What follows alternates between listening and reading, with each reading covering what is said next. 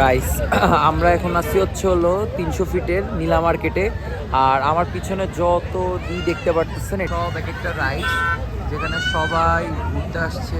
আর আপনারা এখানে আসলে প্রত্যেকটা রাইডস উঠতে পারবেন 50 টাকা করে। সো আপনারা ঢাকার ভিতরে যারা 300 ফিটের এই নীলা মার্কেটে আসেন নাই, তারা কিন্তু অনেক কিছু মিস করছেন। আর যারা ঢাকার বাইরের থেকে আসবেন তারা অবশ্যই একবার হলো এখানে ঘুরবেন। তো এটা অনেক সুন্দর একটা জায়গা।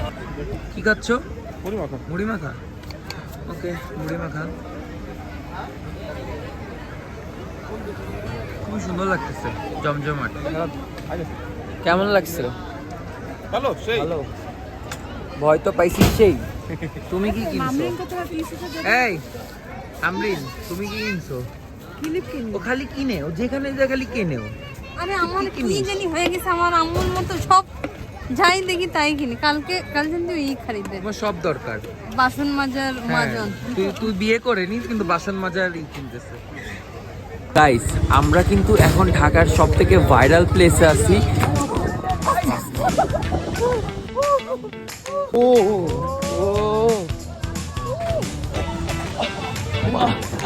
এইখানকার অবস্থা দেখেন গাইস, মানে এইখানে মনে হচ্ছে কেবল সন্ধ্যা হয়েছে, সবাই ঢুকতেছে। আর এটা কুয়াশার আপডেট, মানে প্রচন্ড ঠান্ডা ভাই, মানে বলে বোঝানো যাচ্ছে না। তো হলো ঢাকা 300 ফিট নীলা মার্কেট, যত রাত হবে তত আমেজ বাড়বে। আর এখানে সবাই আসে অনেক রাত করে ঘুরতে। তো এখন মোটামুটি প্রায় 9:30 বাজতেছে। আর এখন আমরা সবাই আসছি। তো আজকে আমি আপনাদেরকে পুরো নীলা মার্কেটটা ঘুরে দেখাবো এবং আরো অনেক কিছু দেখাবো। তো রেডি থাকবেন। 300 ফিটে এখানে কিন্তু আপনার এই নীলা মার্কেটে কিন্তু অনেকগুলো রাইডস আছে।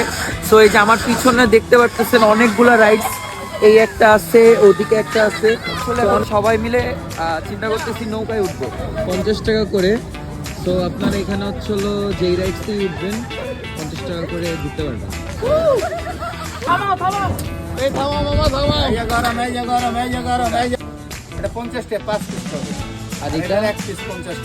এই প্লেসটা ঢাকার এমন একটা পপুলার প্লেস, এখানে যত রাত হবে তত মানুষের আনাগোনা বাড়বে। এখানকার খুবই ভাইরাল একটা খাবার, সেটা হচ্ছিল হাঁসের মাংস এবং চাপটি পিঠা। এছাড়াও এখানে সামুদ্রিক মাছের বারবিকিউ সহ কাঁকড়া, অক্টোপাস, চিকেনের অনেক কিছু বারবিকিউ পাওয়া যায়। আমরা নিছিলাম অনেক রকমের বারবিকিউ এন্ড সাথে নিছিলাম রুমালি রুটি। প্রত্যেকটা খাবারই অনেক বেশি মজার ছিল। এন্ড এখানে এত পরিমাণের দোকান, আপনি ডিসাইড করতে পারবেন না কোনটা রেখে কোনটা খাবেন। আমরা জাস্ট নর্মালি র্যান্ডমলি একটা দোকানে ঢুকে খাওয়া দাওয়া করছিলাম। বর্তমানে 300 ফিটের অবস্থা দেখেন, মানে কুয়াশায় পুরো ঢেকে গেছে। মানে আমি বিশ্বাস করেন ভাই, আমি এরকম কুয়াশা আমি সাজেকেও দেখিনি।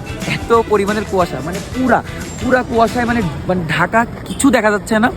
লিটারালি এমন ঠান্ডা, মুখ থেকে ধোঁয়া বেরোচ্ছে, আর চারপাশে কুয়াশা, বৃষ্টির মতন কুয়াশা পড়তেছে।